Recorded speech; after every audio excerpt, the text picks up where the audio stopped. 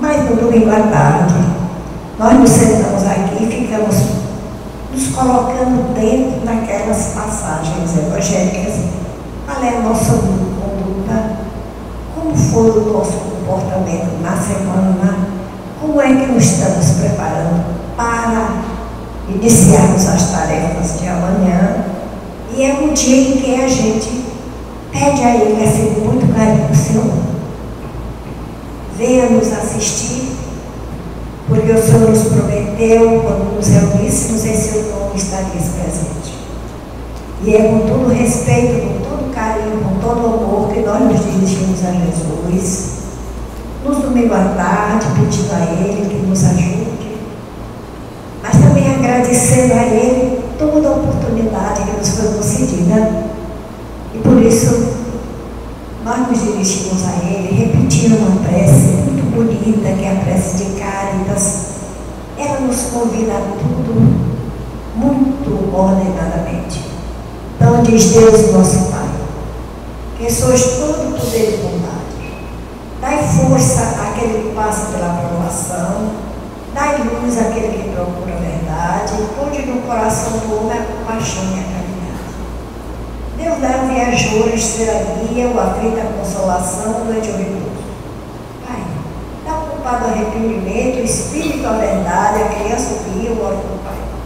O Senhor permita que os espíritos trabalhadores derramem por toda parte a paz, a esperança e a fé.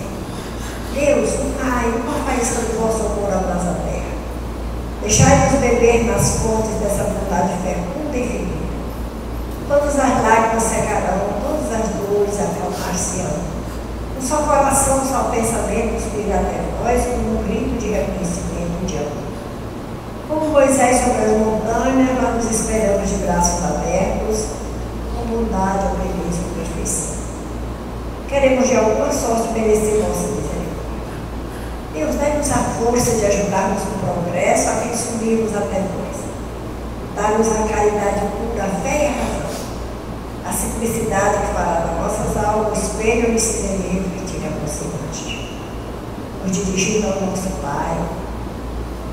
Nós estamos aqui em comunhão com Jesus, porque Ele disse que ninguém vai ao Pai senão por Ele.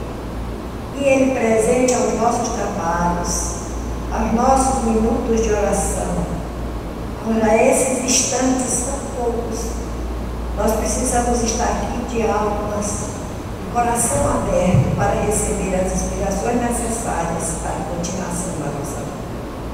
Abençoa, Senhor, a nossa casa. E os amigos espirituais que nos têm ajudado até hoje, continue sempre nos auxiliando. Que sejamos dignos da presença de Deus, das bênçãos de Jesus, da proteção da Virgem Mãe Santíssima. E que possamos dessa forma pedirmos permissão para declararmos aberta a nossa reunião da tarde de hoje. Nós vamos ouvir de início o nosso irmão João Francisco, um comentário do histórico do livro Verdade e Vida, ele nos falará. E depois então o nosso irmão Maximo, com a palavra do nosso irmão.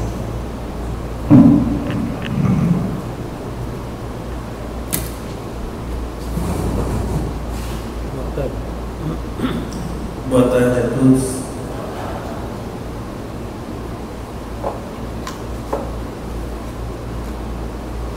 A lição preparatória de hoje é do livro Caminho, Verdade e Vida, psicografado pelo Espírito Emmanuel, psicografado por Francisco Cândido Xavier. A lição é a de número 100, intitula-se Auxílios do Invisível. E depois de passarem a primeira e segunda guarda, chegaram à porta de ferro que dá para a cidade, a qual se lhes abriu por si mesma. E tendo saído, percorreram a rua e logo o anjo se apartou dele. Está registrado em Atos dos Apóstolos, capítulo 12, versículo 10. Os homens esperam sempre ansiosamente o auxílio do plano espiritual. não importa o nome pelo qual se designe esse amparo, na essência, é invariavelmente o mesmo, embora seja conhecido entre os espiritistas por proteção dos guias e nos círculos protestantes por manifestações do Espírito Santo. As denominações apresentam um interesse secundário. Essencial é considerarmos que semelhante colaboração constitui elemento vital nas atividades do crente sincero. No entanto, a contribuição recebida por Pedro no cárcere representa lição para todos. Sob cadeias pesadíssimas, aqui cadeias pesadíssimas, ele se refere àqueles grilhões que eram colocados com corrente nos punhos para prender as pessoas. O pescador de Cafarnaum vê aproximar-se o anjo do Senhor, que o liberta, atravessa em sua companhia os primeiros perigos da prisão, caminha ao lado do mensageiro ao longo de uma rua. Contudo, o emissário afasta-se, deixando-o novamente entregue à própria liberdade, de maneira a não desvalorizar-lhe as iniciativas. Essa exemplificação é típica. Os auxílios do invisível são incontestáveis e jamais falham em suas multiformes expressões. No momento oportuno, eu coloquei mal uma vírgula, vou repetir. Os auxílios do invisível são incontestáveis e jamais falham em suas multiformes expressões no momento oportuno. Mas é imprescindível não se vestir o crente com essa espécie de cooperação, aprendendo a caminhar sozinho, usando a independência e a vontade no que é justo e útil, convicto de que se encontra no mundo para aprender, não lhe sendo permitido reclamar dos instrutores a solução dos problemas necessários à sua condição de aluno.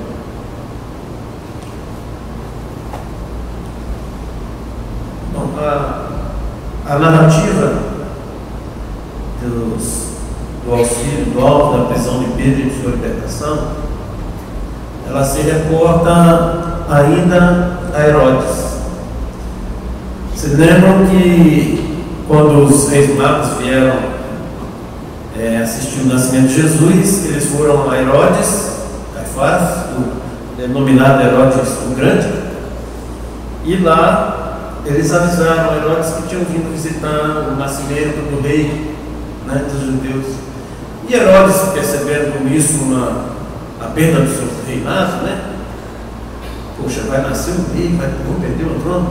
O que ele fez? Mandou matar todas as crianças com menos de 2 anos. Lembram disso, né? E João recebeu, junto com Maria, por um anjo, a orientação de sair da cidade. Herodes teve filhos. Um desses filhos foi Herodes Agripa. Perdão. O filho foi Herodes Antipas. E desse Herodes Antipas, o neto de Herodes o Grande foi Herodes Agripa. E foi nessa época que os apóstolos estavam pregando, já depois da crucificação de Jesus, que esse Herodes Agripa recebeu o reinado para governar os judeus.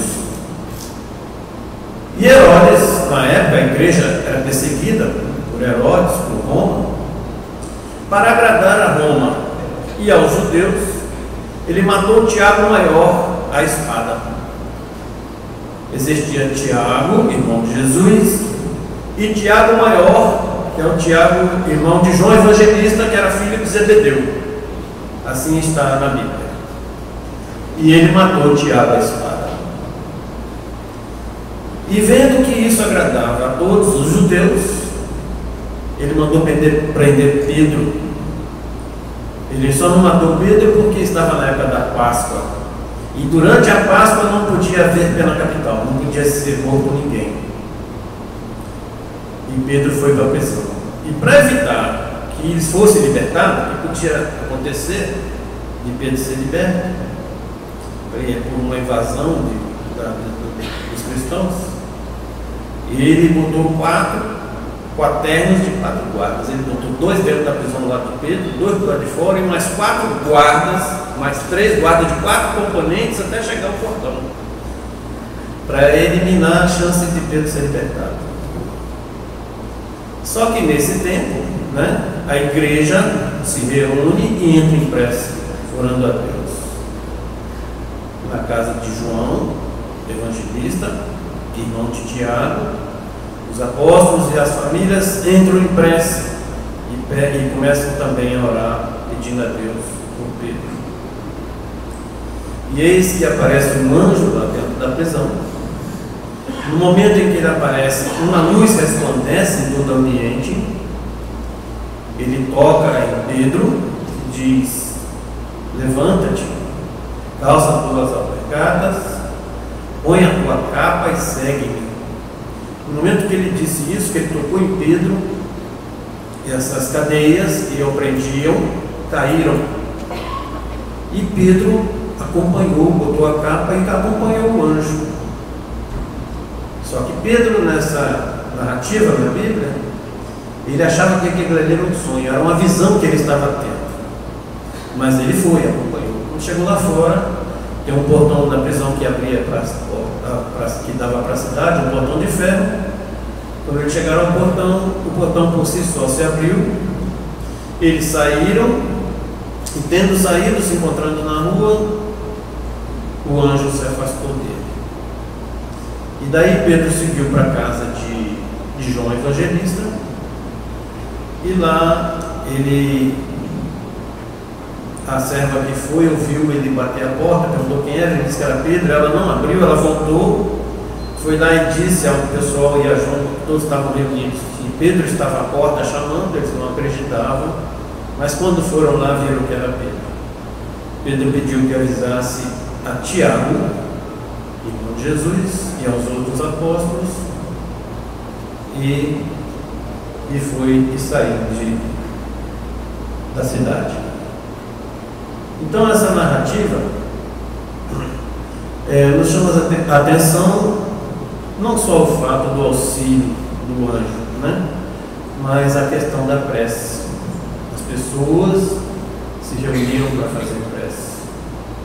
A igreja se reuniu para fazer prece. E hoje, nos dias atuais, a gente vê as pessoas questionando a prece. Por que fazer prece toda hora? Para que fazer prece para tudo? Por que em toda reunião, todo espírito tem prece? Existe até e-mail circulando na internet. Se não estamos fazendo da prece dogmas, fazendo uso indevido, mas o Espiritismo vem nos esclarecer. O Livro dos Espíritos, na terceira parte, no capítulo 2, na questão 659, onde se trata da lei de adoração, Allan Kardec perguntou aos espíritos qual o caráter geral da prece. E eles responderam: é um ato de adoração. Orar a Deus é pensar nele para louvar, pedir e agradecer. Então veja bem, o Livro dos Espíritos ele esclarece qual é o caráter da prece e também nos ensina como fazer a oração. A questão 660 ela refere-se aos efeitos da prece. A prece torna melhor o homem? Allan Kardec perguntou aos espíritos. Os espíritos responderam: sim, porquanto aquele que ora com fervor e confiança se faz mais forte contra as tentações do mal, e Deus lhes envia bons espíritos para assisti-lo. É este um socorro que jamais se lhe recusa quando pedido com sinceridade. No Evangelho segundo o Espiritismo, no capítulo 27, os Espíritos nos ensinam como orar. no item 15 do capítulo 27 ao 22, um dos destaques está no pensamento o poder da prece, que por nada depende nem de palavras, nem de lugar, nem do momento em que seja feita. Isso só vai importar se favorecer o recolhimento para fazer a prece. Mas se não for para favorecer o recolhimento da pessoa, não há efeito nenhum. Você pode fazer sentado, deitado, em pé, na sala, no quarto, em qualquer lugar, numa casa espírita, no templo. A prece em comum, ainda no capítulo 27, a prece em comum tem ação mais poderosa quando todos os que oram se associam de coração a um mesmo pensamento e colimam o mesmo objetivo.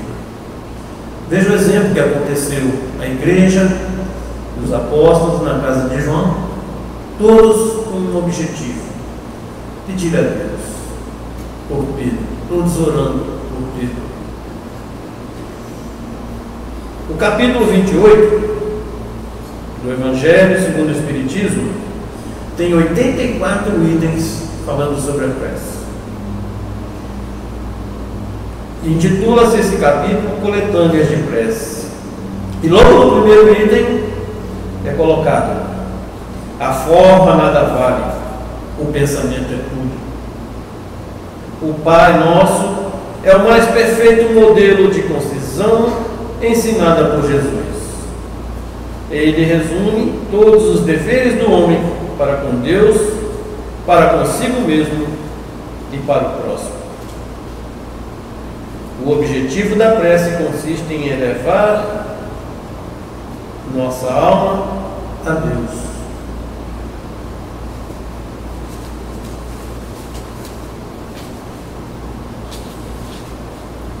Ainda no capítulo 28, no item 3, os Espíritos fazem uma divisão da oração dominical, que é o Pai Nosso, em 7 partes. Ele divide em 7 partes e explica cada uma dessas partes. E a 6ª parte ele diz: não nos deixes entregue à tentação, mas livrai de todo mal. E muitas vezes a gente não entende nem compreende que quando a gente pede que Deus nos livre do mal, Deus não vai deixar que nós fiquemos sem termos as nossas tentações. Porque, como a gente sabe, nós todos passaremos por provas. Você precisa passar por todas as provas de reparação e para todas aquelas que você precisa para adquirir as virtudes para que você se torne um homem de bem. Se você é impaciente, você vai ter sempre alguém para lhe testar a sua paciência. Se você quer ser caridoso, sempre vai aparecer quem lhe peça a caridade. Um pedaço de pão, um sorriso, uma prece. E muitas vezes a gente não percebe ou não faz. A caridade que Deus nos falou. Vocês lembram como Maxime esteve aqui? Maxime falou sobre o BIP? A caridade e o BIP, benevolência, indulgência e perdão. Uma bonita lição, né? Então, quando a gente faz essa oração e pede para Deus não nos deixe entregue à tentação e livrar do mal, na realidade, Jesus queria nos mostrar que nós devemos orar para pedir a Deus que nos envie bons espíritos para não deixar que nós caiamos em tentação.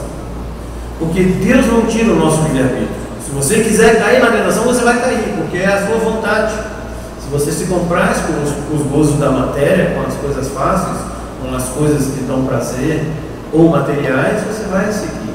Mas os espíritos estarão ao seu lado, se você pedir, se você orar com fé, se você realmente elevar seu pensamento: não, Deus, eu acho que não, me ajude para que eu não caia, me ajude para que eu não pereça. Porque todos nós vamos ser tentados a seguir as nossas más inclinações, as nossas más tendências. Peçamos auxílio para que nós não caiamos nas tentações. E quando o emissário de Deus afasta de Pedro, deixando ele entregue à sua liberdade, né, ele diz, né, de maneira a não desvalorizar a iniciativa. O homem sofre sempre consequência de seus pensamentos e atitudes que não são boas. Então a lição nos convida a isso, que nós sejamos homens de bens, buscando sempre encontrar as virtudes, praticando a caridade, fazendo prece. Muita paz.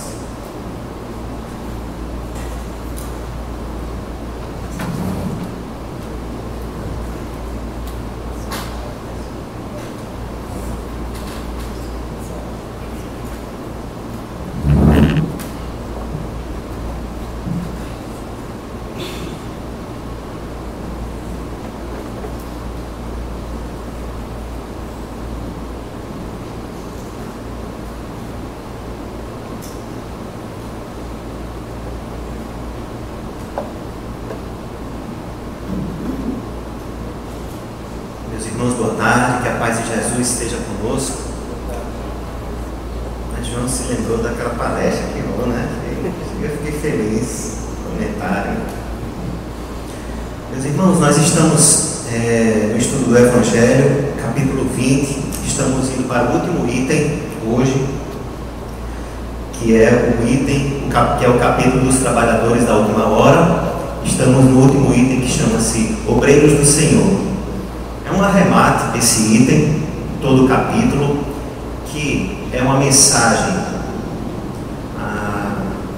Deixa eu só confirmar o que eu estou me lembrando aqui, se é verdade mesmo, só um segundo. Como eu pensava, todo esse capítulo é um capítulo que foi dado pelos Espíritos. Não tem, claro, de Allan Kardec tem, mas ele selecionou as passagens do Evangelho, as quais ele escolheu para iniciar o capítulo, e logo em seguida já entra com as instruções dos Espíritos, que são mensagens ditadas pelos Espíritos. A mensagem, acho que da semana anterior, a mensagem da missão dos Espíritas, tem uma participação sim de Kardec, que é quando ele faz uma pergunta. Os Espíritos comentam sobre reconhecer aquele verdadeiro profeta, aquela verdadeira pessoa que vai estar propagando a verdadeira mensagem do Cristo. E aí ele pergunta como reconhecer. E aí a resposta, se eu não me engano, do Espírito Erasto, deixa eu só confirmar se é ele, Erasto. E aí Erasto diz assim: você vai reconhecer pela caridade que essas pessoas fazem, pelo número de lágrimas já enxugadas, pelo número de bem que essa pessoa já fez. Então essa é a participação de Kardec nesse capítulo. Então foi um capítulo praticamente todo elaborado pelos Espíritos, e esse último pelo Espírito de Verdade, o Espírito que coordenou as atividades de Allan Kardec. E a doutrina espírita, a gente pode dizer que esteve organizada pelo Cristo diretamente, mas no terra a terra aqui próximos a nós, a gente pode dizer que o Espírito de Verdade esteve bem próximo a Kardec, fazendo a organização e orientando nos trabalhos. Até quem, aí já é teoria, quem diga que o Espírito de Verdade é o próprio Cristo ou não, porque tem algum capítulo que ele fala num tom em que a gente pode ser levado a pensar que é o próprio Cristo falando, mas fica a interpretação de cada um. Enfim, esse último item, Obreiros do Senhor, é um item que foi ditado pelo Espírito de Verdade. Antes da gente começar a fazer a leitura e comentário, eu gostaria de apresentar alguns pilares básicos da doutrina espírita. Os pilares básicos da doutrina espírita, em vários grupos de estudo, em várias apostilhas diferentes, de orientações diferentes, nós vamos conseguir dividir em diversos pilares. Particularmente eu divido em 11, e aí eu vou compartilhar com vocês esses 11 pilares da doutrina espírita. Alguns a gente poderia reuni-los em um, mas vou colocar os 11 para que fique bem didático a nossa compreensão. E aí, se nós pegarmos qualquer texto em que se diga espírita, mas que não mencione qualquer um desses itens, ou que venha a discordar, sem provas ou sem bases realmente sólidas, a gente pode com muita tranquilidade dizer: isto não é espiritismo, está querendo parecer espiritismo, mas não é. Então vamos ver quais são esses 11 itens, e se nas nossas leituras algum desses itens estiverem sendo feridos na apresentação, podemos já desconsiderar que aquele texto seja espírita. Muitas vezes a gente fica na dúvida, está fazendo uma leitura, será que isso é espírita ou não? Então, uma das primeiras coisas que a gente pode fazer é pegar o que é de base do espiritismo e a partir daí a gente começar a fazer as nossas pesquisas, os nossos estudos. Mas vamos lá, vamos apresentar logo. Nós dividimos assim, aí eu estou colocando a minha pessoa, Maxine, alguns como eu falei, Regis, vão dividir em 7 pilares, em 4, em 10, eu boto 11. Eu coloco assim, Deus é um dos pilares, é o principal, tanto que é o primeiro questionamento do Livro dos Espíritos. Então a doutrina espírita não é isso, nós não somos doutrina espírita se não considerarmos a existência, a unicidade e todos os atributos de Deus. A gente vai ver tanto no Livro dos Espíritos como em A Gênese, nós vamos descobrir quais são esses atributos. E aí temos mais o quê? A existência, a sobrevivência e a pré-existência do espírito. Nós já estivemos aqui antes, nós já existíamos antes, nós existimos aqui e nós ainda vamos continuar existindo. Então aí são mais 3 outros pilares, outros requisitos para ser doutrina espírita.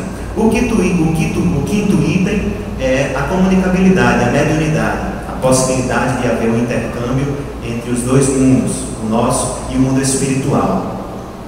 Nós podemos colocar o 6º como a reencarnação. Esse é talvez um dos grandes pontos, porque ele é um dos pontos que coloca a diferença entre o espiritismo e outras religiões cristãs. É a reencarnação dos principais. Acreditem, nem a comunicabilidade dos espíritos, a mediunidade é um ponto tão colocado como em desacordo com outras religiões, até porque outras religiões existem, a gente observa e é muito nítido, só que com outras formas de linguagem, com outra forma de expressar, mas não deixa de ser mediunidade. Então a reencarnação talvez seja o grande ponto que diferencia a nossa doutrina espírita de outras religiões cristãs. Reencarnação, nós temos o 7º ponto como o livre-arbítrio. Nós somos livres, nós temos a liberdade para agirmos, mas temos que lembrar que a colheita virá conforme plantarmos. E aí já entramos no 8º item, que é a lei de causa e efeito. Tudo que fizermos vai haver uma consequência. Aquele filme O Gladiador, Máximos, tem uma hora que ele fala uma frase muito interessante: o que fazemos aqui ecoa para a eternidade. E é verdade. As coisas boas, as coisas ruins também. Nós vamos ter que responder pelas nossas atitudes. E isso vai gerar o nosso 9º item, que é a lei do progresso. As coisas progridem. E nós vamos abordar um pouco nessa nossa tarde de hoje, nessas nossas breves palavras, porque o progresso virá. E aí se a gente considerar que o mundo está ficando pior, que as coisas estão andando para trás, que não tem nada ficando bom, se você está lendo isso em algum texto, você pode até refletir, se questionar, mas vale a pena pensar um pouco mais, que a doutrina espírita vai mostrar que não. E aí, se o texto está dizendo o contrário, não é espírita, pode ter certeza. É a lei do progresso, e aí isso é doutrina espírita. Como uma forma de haver progresso é que os mundos eles sejam também habitados. A doutrina espírita não diz que todos os mundos são habitados por pessoas, por seres como nós, a nossa mesma formação, mas há diferentes moradas na casa do Pai. Então há planetas habitados e por isso aqueles que não estão condizentes com a nossa realidade, com o nosso nível, tanto maior como menor em termos de progresso moral, essas pessoas, esses espíritos vão estar também em outros locais mais equivalentes com o seu nível. E depois do 10º nós colocamos como fora da caridade não há salvação, como um dos grandes itens, e talvez esse, se a gente até esquecesse dos outros, a gente conseguiria passar a vida, porque pessoas que não acreditam em Deus, pessoas que não acreditam na vida após a morte, pessoas que não sabem que há a comunicação dos espíritos, pessoas que não acreditam que o mundo está melhorando, ou que não acreditam na lei de causa e efeito, etc., podem não acreditar, podem não vivenciar nada disso. Mas se essas pessoas têm no coração a caridade como meta, como a única base a ser seguida, Então essa pessoa está dentro também do caminho, e é independente de religião, a caridade vai nos levar para onde nós realmente precisamos ir, para o lado do Cristo. E como ele disse, foi dito, ninguém vai ao Pai senão por mim. É exatamente por meio do Cristo nós vamos a Deus, por meio dos ensinamentos dele, por meio dos exemplos dele. Bom, meus amigos, então por que nós listamos esses 11 itens antes de começarmos a comentar o nosso tema? Primeira coisa que eu gosto muito de a gente reforçar quais são as bases da doutrina espírita, para que a gente tenha e fique, às vezes, um irmão ou uma irmã está vindo pela primeira vez, ou às vezes ainda não conhece tanto, não leu tanto, e às vezes fica com dúvida se a doutrina espírita acredita em tal coisa, se a doutrina espírita defende tal ponto ou não. Então, esses são os pilares que nós dividimos para podermos pensar quando a gente estiver lendo, quando a gente estiver estudando, ou mesmo quando alguém nos perguntar, ou quando a gente for perguntado. Então, a gente agora já tem uma ideia. Aí a gente pode reunir alguns que juntei 7, ou dei 8, ou dei 10 ou 11 partes. Então, dividimos aqui em 11 partes os pilares da doutrina espírita. E aí nós vamos agora começar a fazer a nossa leitura. E aí, por que nós fizemos essa divisão? Não só para apresentar um pouco rapidamente, sucintamente a doutrina espírita, mas também para dizer que nesse texto, depois que eu comecei a lê-lo, eu comecei na mesma hora folheando e, puxa vida, aqui tem um pontinho de um dos pilares da doutrina. Aí depois eu fui procurar ver se eu encontrava esses 11 itens, e aí foi muito interessante, porque eu encontrei os 11 itens dentro do mesmo texto que tem 2 parágrafos apenas.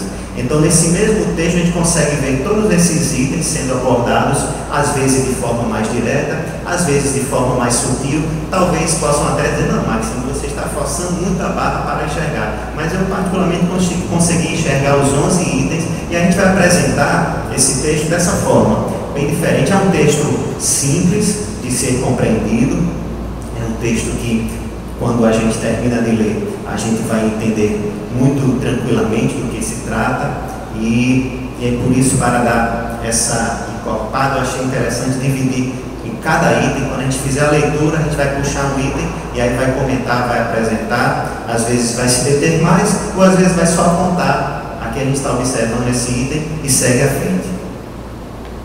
Vamos aqui. A mensagem que foi ditada, nós falamos pelo Espírito de Verdade,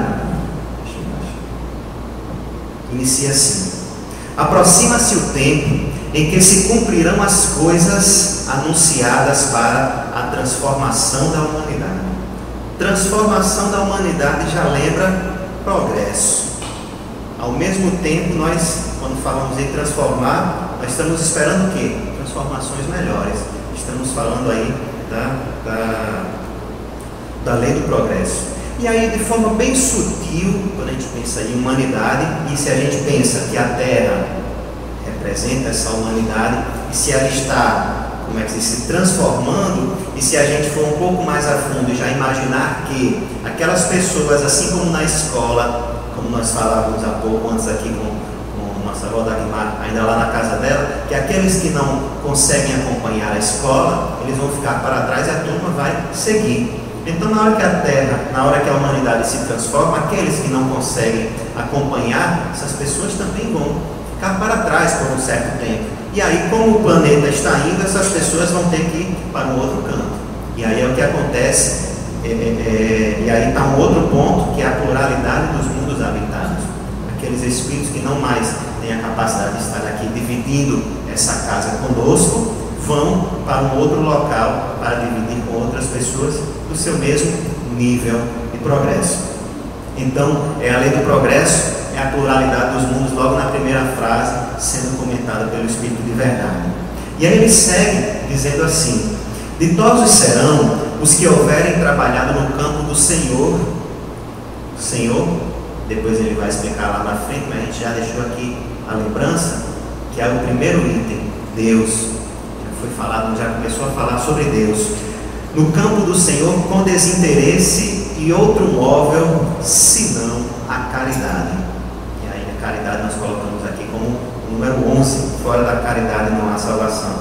E aí João comentou logo há pouco poucos minutos sobre como entendia Jesus o sentido da palavra caridade. Quando ele falou PIB, é exatamente a benevolência, a indulgência e o perdão.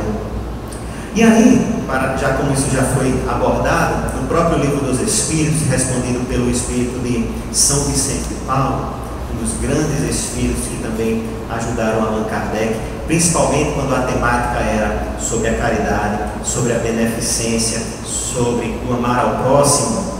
São Vicente de Paulo, não tenho dúvida, estava lá, tanto que muitas mensagens foram psicografadas por ele. E aí, essa resposta da pergunta número 888 foi dada por São Vicente de Paulo. A pergunta fala sobre o que se deve pensar da esmola. Será que a esmola é uma coisa boa? Será que a esmola não é uma coisa positiva?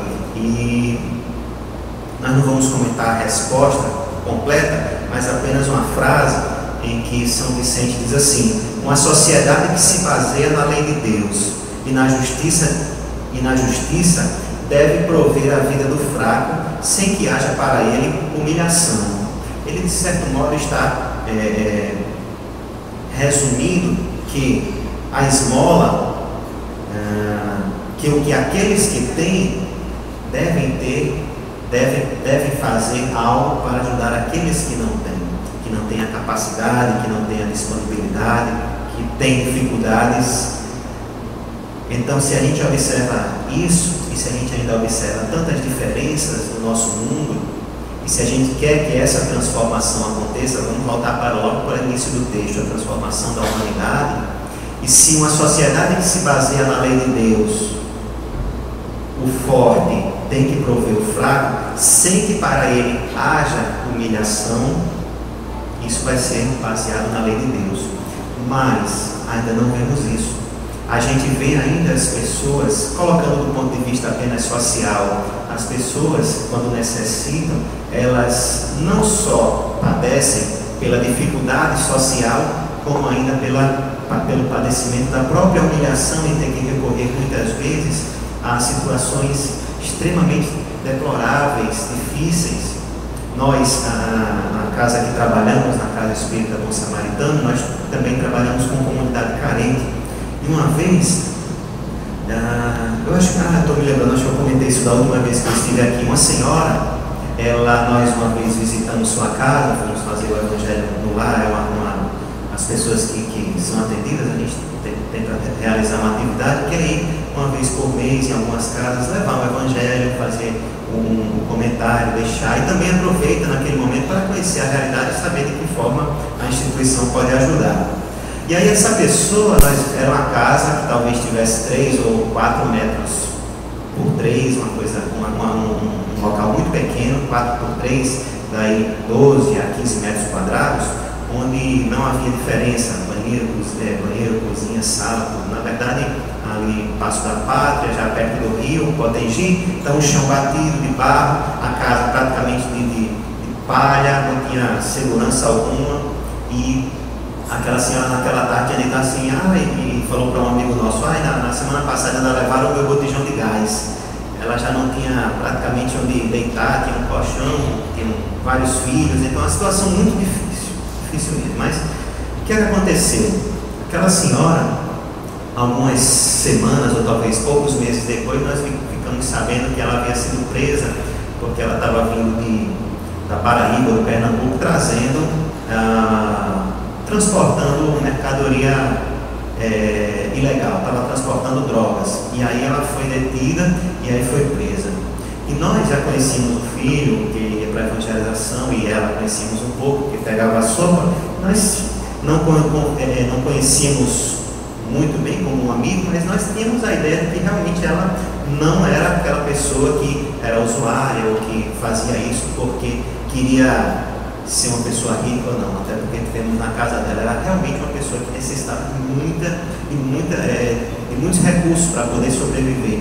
E aí o que foi que ela fez? Ela foi pelo caminho que ofereceram para ela, talvez ela tentou muito, talvez buscou em outras possibilidades, não encontrou, e aí foi fazer o transporte da droga. Uma senhora, talvez bem mais difícil de ser pega, mas acabou que foi descoberta. Nós não, em momento algum, fizemos nenhum julgamento, nem devemos fazer julgamento condenatório a nenhuma pessoa, mas essa pessoa em especial foi muito menos para nós surpreendente essa notícia.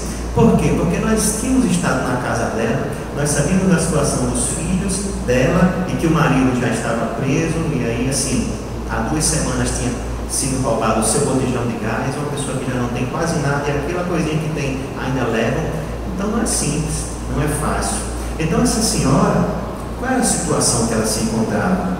Uma situação de humilhação muito forte, muito grande. E qual não foi talvez a sua humilhação a ter sido presa por tal coisa que ela muito provavelmente discordava em fazer, mas para a sobrevivência acabou fazendo. Então numa sociedade em que a lei de Deus está impregnada na gente, isso não acontece. Porque a pessoa ela não precisa se humilhar, não precisa passar por isso para sobreviver. E aí nós temos que começar a pensar sobre nossa responsabilidade diante da sociedade que vivemos.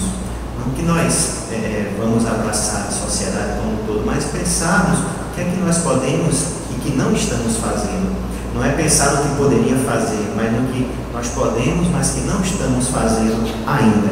E aí uma pergunta que Kardec faz logo a seguinte, que foi colocada como a questão 888, número A, pergunta: então a esmola é algo reprovável, já que pode ser humilhante para as pessoas? Aí São Vicente diz assim: não, o que merece reprovação não é a esmola, mas a maneira pelo qual habitualmente vocês a dão, nós a damos. O homem de bem, que compreende a caridade de acordo com Jesus, vai ao encontro da pessoa com dificuldade, do desgraçado, sem esperar que ela lhe estenda as mãos. Nem se, aí mais à frente, depois de algumas frases, ele diz assim: nem sempre o mais necessitado é o que pede. Meus irmãos, quando eu estava lendo isso, preparando para a palestra, eu fiquei pensando assim: se nem sempre o mais necessitado é o que pede, provavelmente, se só tem 2 pessoas na história, se o mais necessitado não está pedindo, então o mais necessitado é o que supostamente está doando. E aí eu comecei a pensar e disse: meu Deus, a partir de hoje, quando uma pessoa bater na minha porta, quando uma pessoa se dirigir a mim, quando uma pessoa vier em minha direção e me pedir alguma coisa, eu só posso fazer o seguinte: muito obrigado, Senhor, por estar me dando a oportunidade de fazer algo por uma outra pessoa. Porque de fato eu deveria estar indo na busca das pessoas que não têm coragem de sair de casa para buscar ajuda. Eu deveria estar indo na busca das pessoas que precisam e que às vezes não tem coragem ou não tem força para estender as mãos. Mas Jesus é tão bom com a gente que Ele sabe que a gente é preguiçoso, Ele sabe que a gente muitas vezes é covarde, não tem coragem. Ele diz assim: então, já que Ele não vem às pessoas, eu vou mandar as pessoas para Ele. E como é que a gente recebe as pessoas que batem a nossa porta? Quando eu digo batem a nossa porta, eu digo nos servos, que precisam de algo e vêm até nós. Seja financeiramente, socialmente, seja emocionalmente, seja da forma que for. Seja na casa espírita também, uma palavra amiga da orientação. Qual é a forma que nós estamos recebendo essas pessoas? Nem sempre o mais necessitado é o que pede. Meus irmãos, é a oportunidade que Deus está dando para a gente, de a gente olhar para aquela pessoa, fazer algo, pensarmos que estamos até fazendo algo de bom para ela, podemos até estar fazendo, mas melhor do que isso, nós estaremos fazendo algo melhor por nós.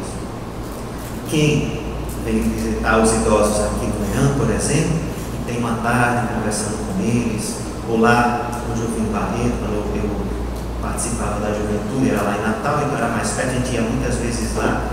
Cansei da quantidade de vezes em que a gente saía com um sorriso muito maior do que quando a gente entrou. A gente saía muito mais feliz, muito mais realizado, muito melhor do que nós entramos. Quem era que estava realmente necessitado ali de alguma coisa? Os irmãos estavam, as irmãs, os idosos, eles estão. Mas somos nós que estamos necessitados. E se aquela pessoa nos pediu algo, porque Jesus disse assim: você tem que dar para ela. Pode não ser o que ela está pedindo, pode ser. Maria Teresa uma vez estava passando, o mendigo estendeu a mão e ela não tinha nada para dar. O que foi que ela fez? Apertou a mão dele, ele levantou o rosto. coisa que ele nunca fazia, porque é acostumado a ficar na rua com a mão levantada, obrigado, vá com Deus, obrigado, e ela apertou a mão daquele homem, e aquele homem levantou o rosto, se levantou, agradeceu, deu um abraço, chorou. Por quê? Porque as pessoas soltavam a moeda para nem tocar naquela pessoa e pronto. Maria Teresa fez diferente. O que a pessoa queria, a moeda. O que ela fez, algo inestimável de valor. E aí às vezes nós temos isso para dar, mas nós nos fechamos de tal modo, e às vezes até repudiamos a pessoa que nos bateu, nos esquecendo que o mais necessitado nem sempre é o que pede. Então nós somos o mais necessitado muitas vezes. E mesmo que nós não sejamos, vamos pensar que nós somos, porque somos necessitados. Podemos não ser mais do que aquela pessoa, mas nós necessitamos de pessoas ao nosso lado, é a lei de sociedade, para que a gente possa crescer, para que a gente possa, a lei do progresso, progredir, para que a gente possa reparar os danos que já cometemos. Se nós estamos hoje numa situação, e se nós pararmos, peraí, eu não sou um santo. Bom, se eu não sou um santo hoje, que dirá vidas anteriores? Se a gente não regride, se a gente não volta, se a gente não fica pior do que já foi. Então, se hoje eu já não sou um santo, eu já tenho muitos defeitos, na minha vida passada não tem como ter sido daqui para melhor, só pode ter sido daqui para pior. Então, nós temos muitas coisas para ajustar, para equilibrar, e as pessoas que nos veem são a oportunidade que Deus está nos dando para melhorarmos. Se pudermos ir ao encontro do desgraçado, como fala São Vicente de Paulo, como no próprio Evangelho segundo o Espiritismo, quando fala no capítulo Os Infortúnios Ocultos, se nós pudermos, melhor ainda.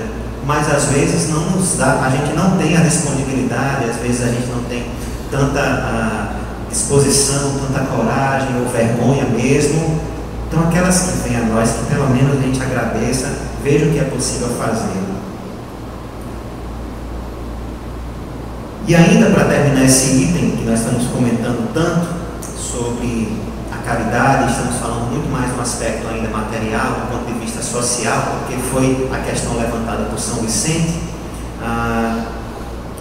A pergunta 889, e aí nós arrematamos essa parte dizendo assim, fazendo a leitura, quando Kardec diz: e não há homens que se veem condenados a mendigar por culpa dele mesmo, são mendigos por culpa própria. E aí os Espíritos respondem: sem dúvida, mas se uma boa educação moral lhes tivesse ensinado a praticar a lei de Deus, não teria caído nos excessos causadores da sua perdição. E aí eu coloquei aqui sublinhado em negrito em caixa alta, dizendo assim: disso sobretudo é que depende a melhoria do vosso planeta.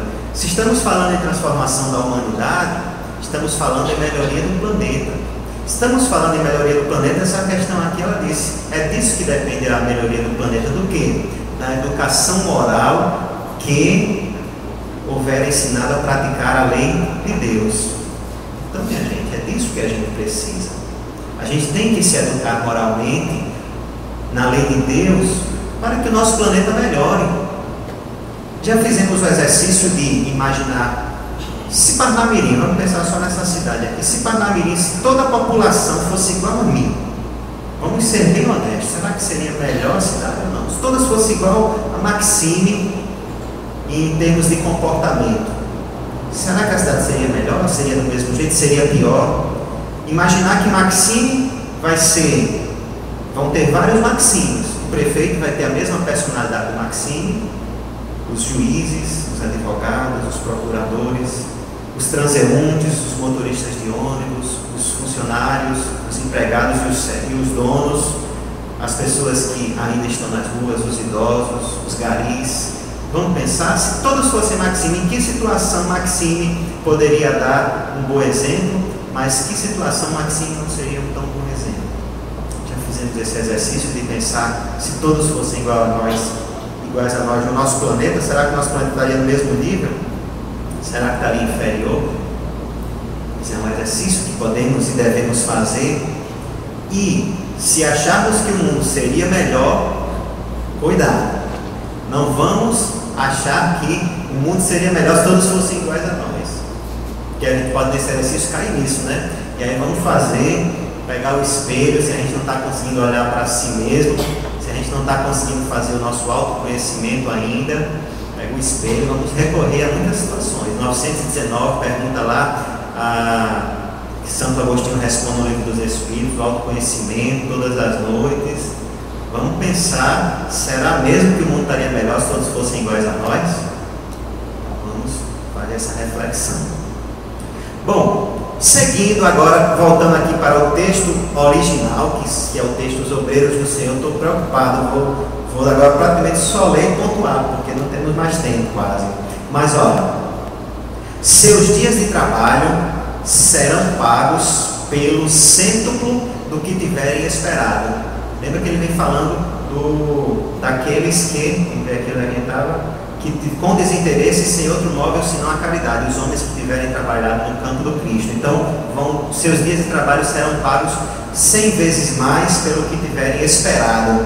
Quando fala tiverem esperado, é porque antes de reencarnarmos já existíamos, é a pré-existência do Espírito, mais um outro item. E quando fala será pago, é a lei de causa e efeito. Se trabalhar no campo do Cristo, vai ser recebido, vai ser pago por isso.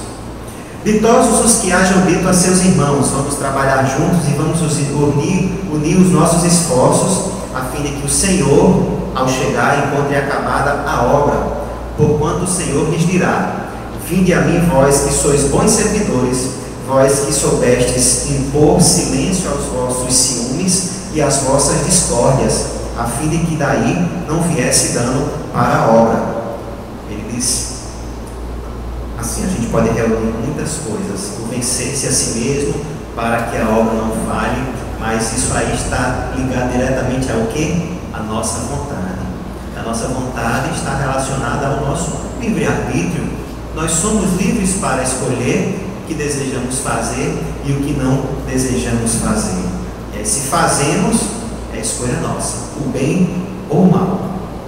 Seguindo, mas ai daqueles que, por efeito das suas dissensões, houverem retardado a hora da colheita, pois a tempestade virá e eles serão levados no turbilhão. Quando falou assim, vão ser levados no turbilhão, aí já me lembrei. Aí já foi mais interpretação, fui mais fundo no texto para tentar trazer, porque eu queria mesmo colocar os 11 itens no texto. Então, alguns podem dizer que não vem dessa forma, mas a gente vê aí a reencarnação. Eles vão ser levados por esse turbilhão, e aí nós puxamos aqui uma outra pergunta do Livro dos Espíritos, quando Allan Kardec pergunta: o que devemos pensar dos homens que querem deter a marcha do progresso e fazer com que a humanidade pare, retrograde? Pobres seres que Deus castigará serão levados no roldão pela torrente que procuram reter. Eles vão tentar segurar o progresso, vão segurar, mas vai ser como aquela enchente que quando vier, sai levando tudo. Aí vai levando tudo, e aí vai ter sofrimento, vai haver prantos e ranger de dentes, Jesus falou. E o que é isso? Senão a própria reencarnação cobrando de nós as nossas dívidas do passado, nos fazendo a pessoas melhores, para que a gente também continue na lei do progresso. A lei do progresso é lei. Lei é algo imutável, tá certo? Não é teoria, não é hipótese. Existem hipóteses, mas leis, quando existem, elas não são alteradas. Leis divinas, é claro. Vão clamar essas pessoas: graças. O Senhor, porém, vai dizer: como implorais graças, vós que não tivestes piedade dos vossos irmãos, e que vos negastes a estender-lhes as mãos, que esmagastes o fraco em vez de o amparardes? Olha aquilo que nós falamos. E aí, ao invés de nós primeiro já não vamos ao encontro do infortunado. O que bate a nossa porta nós já dispensamos, nós negamos. E ainda mais, nós pisamos, nós esmagamos, nós puxamos o tapete dos que são mais fracos do que nós. Como é que a gente vai clamar graça a Deus, piedade, misericórdia, se a gente não está fazendo nem o mínimo ainda, nem o essencial, que é pelo menos ser educado, não vou retribuir, não vou fazer nada por essa pessoa, mas pelo menos ser educado. Pelo menos dizer assim, não tem, meu irmão. Infelizmente, as pessoas até dizem, perdoa como uma forma de brincadeira, né? A pessoa, tem um negócio aí para mim, perdoa. Que é o modo que a gente usa quando alguém bate na porta para dizer que não tem, pede perdão. A gente está pedindo perdão de verdade, o coração está dizendo, é só da boca para fora. E às vezes a gente, além de fazer só isso, ou não fazer nem isso, a gente ainda repudia, a gente ainda fala mal, a gente ainda trata mal, como se aqueles não fossem seres humanos. Então,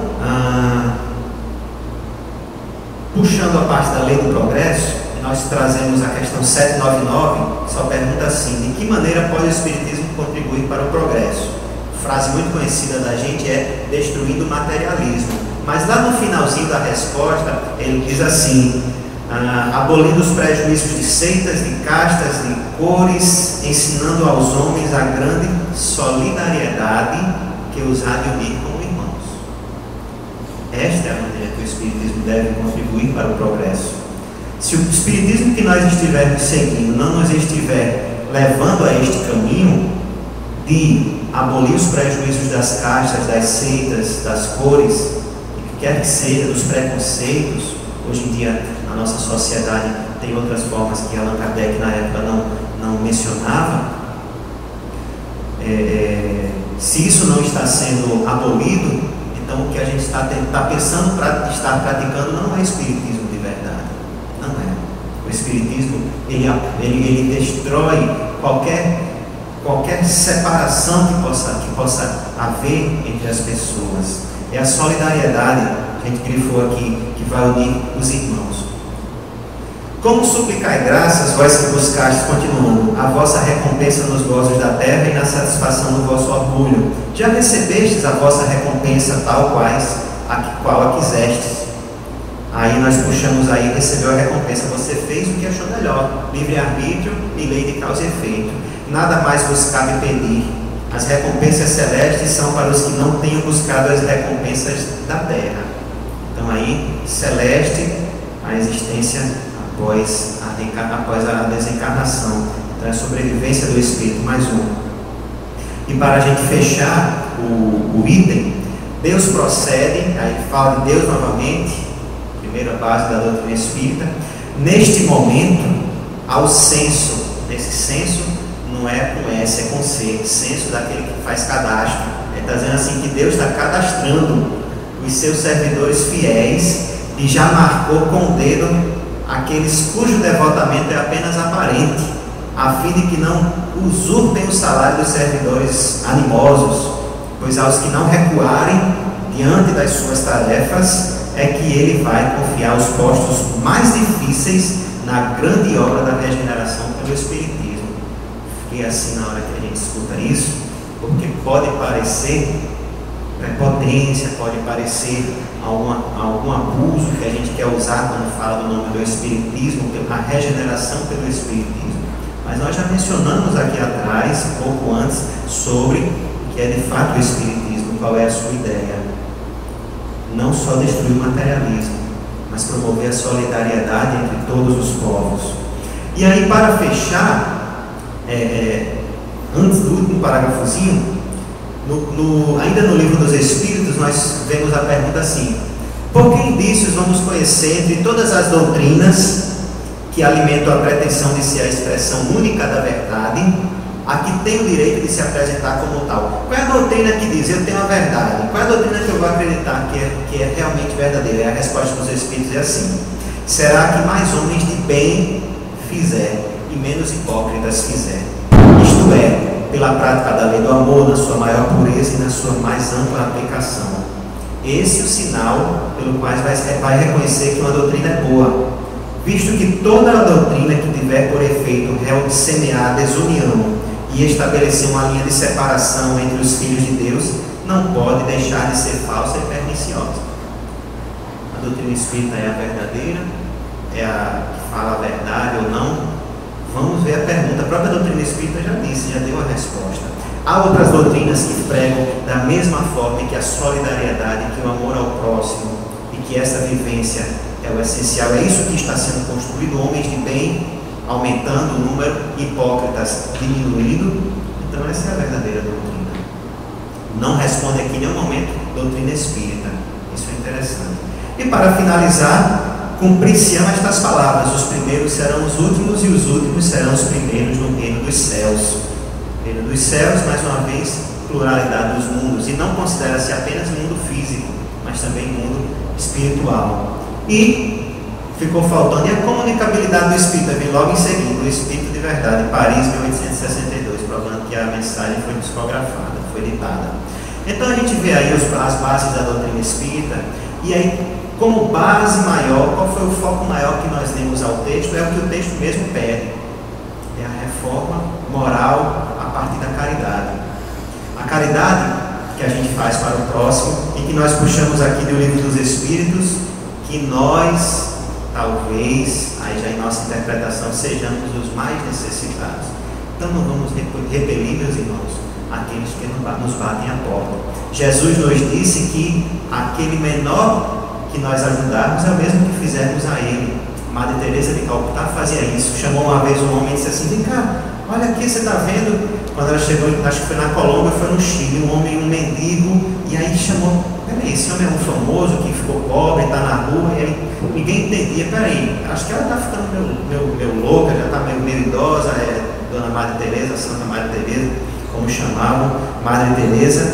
E aí ela disse: você não está vendo, meu irmão?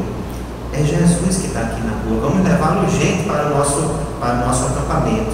Ela olhava para qualquer pessoa e via a face do Cristo. É assim que nós devemos fazer. Quando a gente pensar em odiar, quando a gente pensar em repelir, quando a gente pensar em ter raiva de alguém, desejar mal, vamos pensar assim: se fosse Jesus, eu faria do mesmo jeito, eu iria também tratar dessa forma. Jesus, a gente iria oferecer o melhor cômodo da nossa casa, a melhor comida, a gente ia oferecer tudo antes. Por que a gente não tenta fazer pelo menos um pouquinho? Talvez a gente não consiga fazer isso para todos, mas um pouquinho disso para aquela outra pessoa mais carente. É isso que ele está esperando de nós. Meus irmãos, nós tínhamos aí um tempinho ainda para umas músicas, mas vamos tocar só uma, né? Porque já estamos bem avançados, dá tempo de uma musiquinha. Cantar uma música aqui do Roberto Carlos.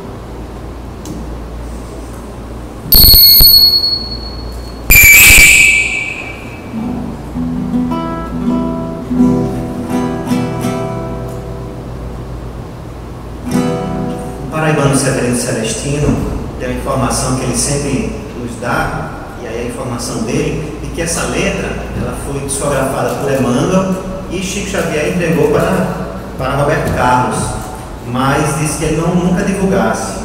E ele realmente não divulgou como sendo do Emmanuel, mas essa mensagem é uma mensagem que a gente pode ver de renovação, é uma música muito conhecida, muito bacana, muito bonita. E depois, como é que ele descobriu? Segundo o Severino Celestino, ele perguntou ao filho do Chico, Eurípides, e ele confirmou. Então é dessa forma que nós dizemos que essa letra é de Emmanuel. Mas se não, a gente pode dizer que é do Roberto Carlos, também não tem problema nenhum, o que importa é a música, né? Um certo dia um homem esteve aqui, tinha um olhar mais belo que já existiu.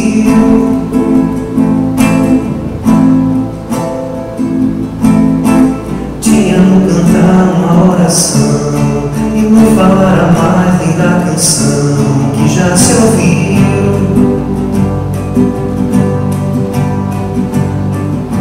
Sua voz falava só de amor, todo gesto seu era de amor e paz. Ele trazia no coração.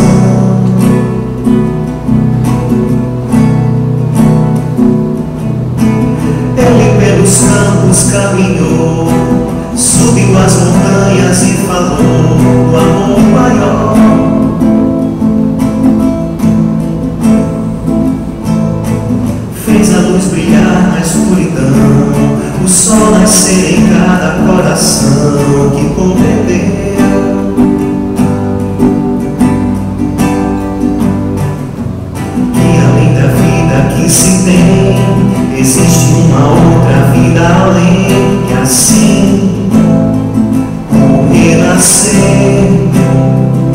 morrer não é o fim.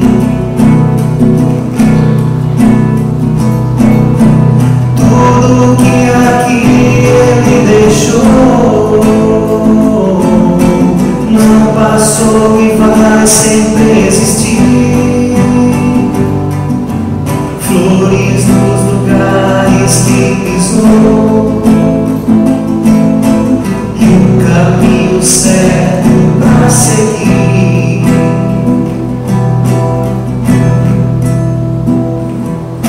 Eu sei que Ele um dia vai voltar e nos mesmos campos procurar o que plantou.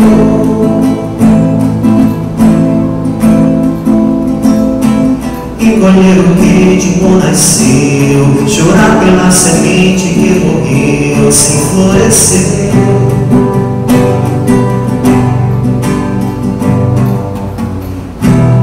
Mas ainda há tempo de plantar, fazer dentro de si a flor do bem crescer, pra lhe entregar quando Ele aqui chegar.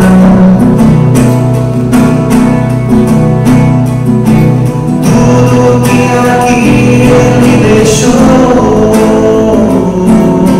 não passou e vai sempre existir. Flores nos lugares que pisou e um caminho certo pra seguir. Tudo que aqui Ele deixou não passou e vai sempre existir. Flores nos lugares que pisou e um caminho certo pra seguir.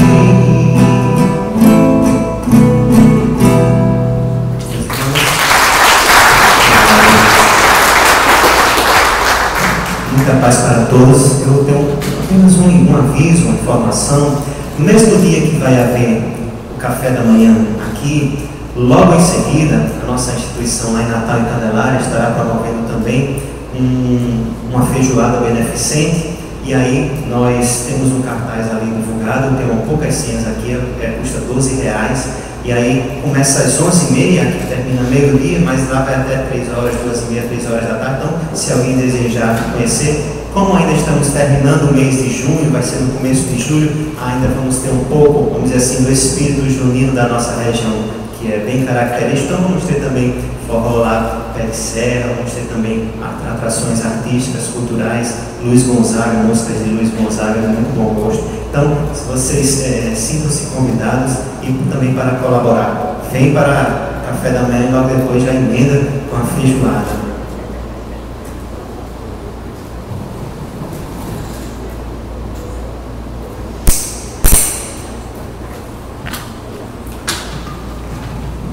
Meus irmãos, eu achei o defeito de avó, é por isso. É igualzinho o pai. Aí fica tocando desse jeito, eu fico até com vontade de chorar. Já começou a idosa. Obrigada. Fico muito feliz e graças a Deus tivemos uma tarde maravilhosa, ouvimos o Evangelho, tanto o comentário do nosso irmão João, como o nosso comentário do nosso Maxime. E aguardamos sempre, porque ele tem essas oportunidades. Todos os domingos ele tem um café da manhã para o pessoal lá do bairro, que se encontram na rua, às vezes sem dormir, embriagados ou drogados, tem o café da manhã, eles fazem lá. E sempre tem uma sopa também à noite. É um trabalho muito bonito esse trabalho que eles exercem lá. E é exatamente com essa finalidade que eles estão promovendo essa feijoada. Então, é muito interessante sempre que vocês puderem colaborar nesse sentido, apareçam lá, é rua Em Candelária. em Candelária, no centro do Civentinho aí, tem ali, na placa de fora, está colocado ali a feijoada. Nós também ainda vamos dar um aviso bem rapidinho, que já está passando a hora. Nós continuamos então no trabalho, e os nossos amigos aqui, estou junto com as crianças aqui, a criança está aqui, tem a evangelização, depois da evangelização tem o futebolzinho, que é um dos nossos companheiros da base, que está organizando, que organizou já há muito de tempo, e temos o trabalho do nosso irmão, que é o professor Jomar, também o trabalho do João. E eu não canso de repetir, porque é uma coisa que a gente tem que estimular essa criançada aqui da Redondeza. Nós ganhamos a primeira vez, no encontro que houve, um campeonato municipal, ganhamos um campeonato estadual e agora, assim, aquele bocadinho pequenininho, mas 4 ganharam o campeonato mundial, que será em Teresina, no Piauí, entendeu? Que será agora no dia 18, 19 a 20, são 4 dias. Volta na segunda-feira, já conseguimos grande parte e já temos aqui, portanto, nós estamos com 11 países que vão fazer parte desse campeonato. E o nosso pequenininho, mosquitinho pequenininho aqui do Leão, iniciado aqui, começado aqui com esses menininhos aí todos os sábados, com o professor com a maior boa vontade do mundo, e nós temos também, vamos fazer parte, porque 4 dos nossos karatecas ganharam o Mundial. Então nós vemos aqui o México, Portugal, Brasil, Chile, Índia, Argentina, China, França, Itália, França e Itália, e África. Então, essa turma toda aqui já está confirmada, em todo mundo esse povo da Teresina. O nosso Brasil vai também com uma comitiva muito grande, porque só o Paraná vai mais de 100 atletas. Então, não sei como é que vai ser Teresina, porque Teresina era pequenininho, agora a Teresina desenvolveu bastante. Eu estou contando essas notícias para vocês, porque é uma coisa que estimula a gente, de ajudar. A mensagem de hoje foi de ajudar. A gente pode ajudar com o quê? Com um prato de comida. A gente pode ajudar lá com uma palavra. Mas a gente pode ajudar essa criançada toda aí, que não tem orientação muito deles, e que a gente pode orientá-los dessa maneira, numa evangelização, um estímulo do esporte, de uma coisa, para que essas crianças sejam realmente homens realizados no dia de amanhã. Tanto faz os meninos como as meninas, não são só os meninos que vão limpar o caramelo. E aqui nós vamos desenvolvendo, agradecendo a Jesus, a alegria que tivemos na tarde de hoje, com a palestra dos nossos irmãos, pedindo a Jesus que nos abençoe a todos e que possamos, dessa forma, caminhar, dizendo: Pai nosso que estás nos céus, santificado seja o vosso nome, venha a nós o vosso reino. Seja feita a vossa vontade, tanto na terra como no céu. E o pão nosso de cada dia que nunca nos falte. Dá-nos hoje e sempre. Perdoa as nossas dívidas, que são inúmeras, e ajuda-nos para que saibamos perdoar os que nos ofendem. Não nos deixe cair na tentação das influências negativas, livrando-nos da prática do mal. Amado Jesus, dá-nos a tua bênção e permite que, em nome de Deus, em nome dos nossos guias e protetores, nós pedimos permissão para declararmos encerrada